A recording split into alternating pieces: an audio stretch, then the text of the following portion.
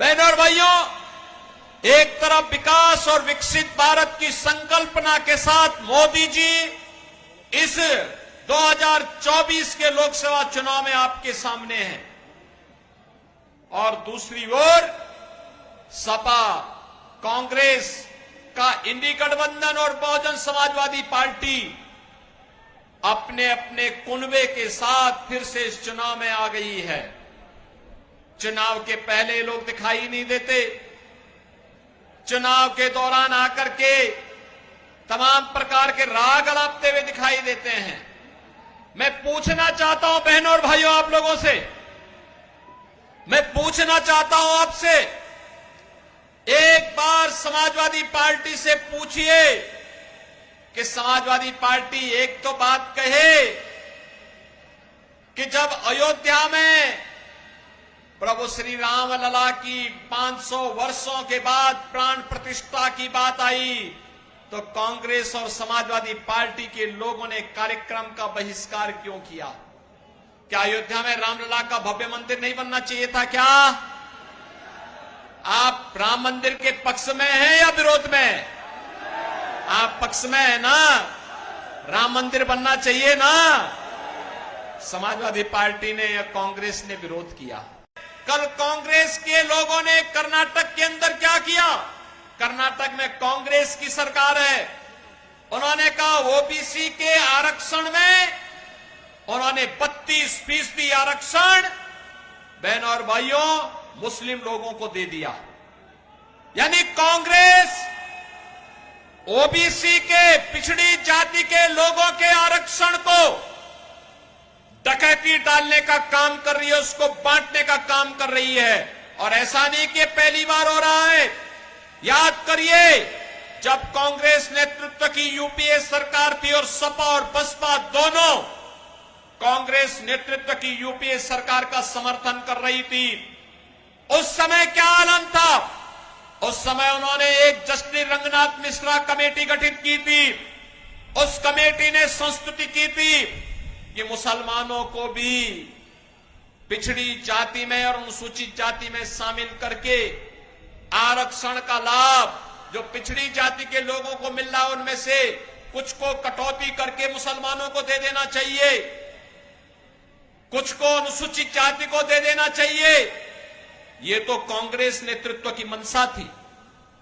यही नहीं, सच्चर कमेटी की रिपोर्ट भी किसी बात की ओर इंगित करती है। ये भी कांग्रेस ने गठित की थी। और आज जब कांग्रेस आई है तो कांग्रेस यही कहती है, फिर से कांग्रेस यही कह रही है कि आएंगे तो देश के संसाधनों पर फिर से मुसलमानों का अधिकार हो, इसकी वे वकालत करेंगे।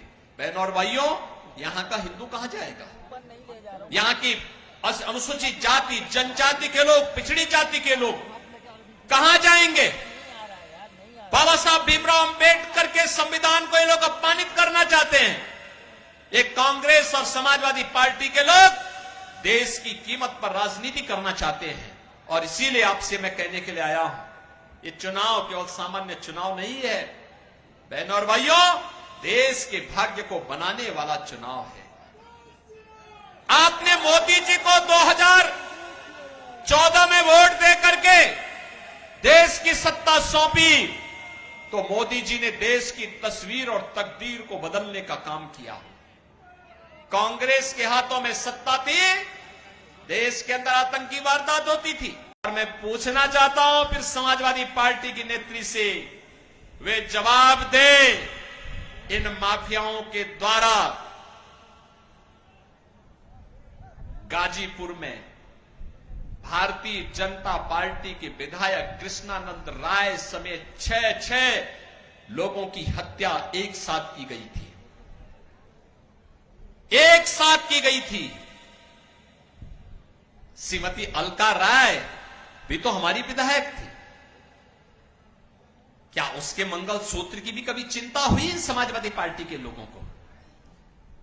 जो लोग मारे गए थे, कृष्णानंद राय के साथ शहीद हुए थे, उनकी विधवाओं का क्या हुआ? नंदकिशोर रुंगटा विश्व हिंदू परिषद के अंतर्राष्ट्रीय कोषाध्यक्ष थे, केशोर रुंगटा के निर्मम हत्या कर दी गई थी। अपहरण करके निर्मम हत्या माफियाओं के द्वारा, समाजवादी पार्टी की सत्ता के समय इनके द्वारा प्रश्रय इन माफियाओं के द्वारा कर दी गई थी। उनकी विधवा का क्या हुआ? और आपने प्रयागराज में राजू पाल और उमेश पाल की निर्मम हत्या के दृश्य को भी देखा होगा। बहनों और भाइयों, हम प्रश्न पूछना चाहते हैं समाजवादी पार्टी से, क्या राजू पाल ये भी तो पिछड़ी जाति के थे और उमेश पाल भी तो पिछड़ी जाति के थे, इनकी विधवाओं के मंगलसूत्र क्या हुए? कभी इन्होंने अपने इन कृत्यों पर पश्चाताप करने का भी प्रयास समाजवादी पार्टी ने किया है। ये देश के साथ खिलवाड़ करने का काम कर रहे हैं, देश की कीमत पर राजनीति करना चाहते हैं।